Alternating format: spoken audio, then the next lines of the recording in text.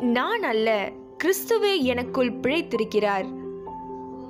கலாத்தியர் 2:20.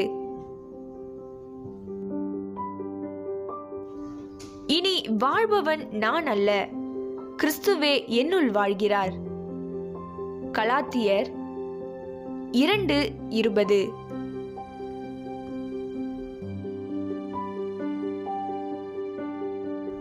It is no longer I who live, but it is Christ who lives in me. Galatians chapter 2 verse 20.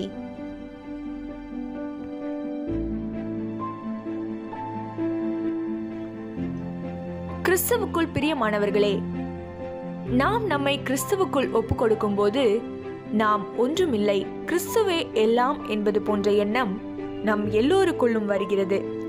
நன்றியுடன் நடந்து கொள்வோம். ஆனால் நாட்கள் கடந்து செல்ல செல்ல, கிறிஸ்துவுக்குள் வளர வளர, காரியங்களை அறிய வர, காலப்போக்கில் நம்மை நாமே நிதானிக்க தவறுகிறோம். இப்போது என்னாலே எல்லாம் முடியும், எனக்கு வார்த்தைகள் தெரியும், ஆண்டவர் என்னையும் ஆசீர்வதித்திருக்கிறார் என்ற எண்ணங்கள் அதிகமாக நம்மை நிரப்ப இடமளிக்கிறோம்.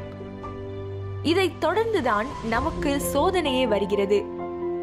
நீ நிமிர்ந்து நிற்கிறாயா என்று சத்துரு சவாலிடுகிறான். நமது பலவீனம் எங்கிருக்கிறது என்று அறிந்து அந்த இடத்தில் தன் விரலை ஊன்றுகிறான். என்னை அசைக்க முடியாது என்று இருமாப்பாய் இருந்த நான் அப்போது என்னையும் அறியாமல் விழுந்து விடுகிறேன். ஆகவே எந்நேரமும் கர்த்தருக்குள் ஆவியில் எளிமையுள்ளவர்களாய் வாழுவோம். அப்போது சத்துரு நம்மை நெருக்கவே முடியாது. இனி நான் அல்ல, கிறிஸ்துவே எனக்குள் பிழைத்திருக்கிறார். ஜெபம். ஜீவனுள்ள ஆண்டவரே, ஆவிக்குரிய பெருமை எங்களில் தலை தூக்கிடாதபடி ஆவியில் எளிமையுள்ளவர்களாய் அனுதினமும் வாழ பரிசுத்த ஆவியானவர் உதவி செய்யும்படியாக ஜெபிக்கிறோம். ஆமேன்.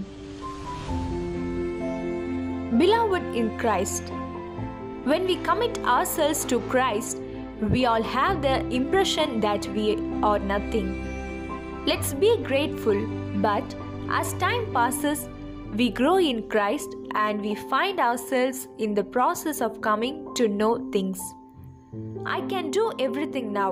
I know the words, and the more the Lord has blessed me, the more we are allowed to fill. This is followed by the ordeal. Do you stand upright the enemy challenges, knowing where our weakness is, he places his finger on the spot. I was so arrogant that I could not shake me, and then I fall unconsciously. Let us therefore live in the Lord always in spirit. Then the enemy will not be close to us. I am no more, but Christ has lived in me. Prayer. We pray for the Holy Spirit to help us live in simplicity in the spirit of, so that the glory of the Spirit may not overtake us. Amen.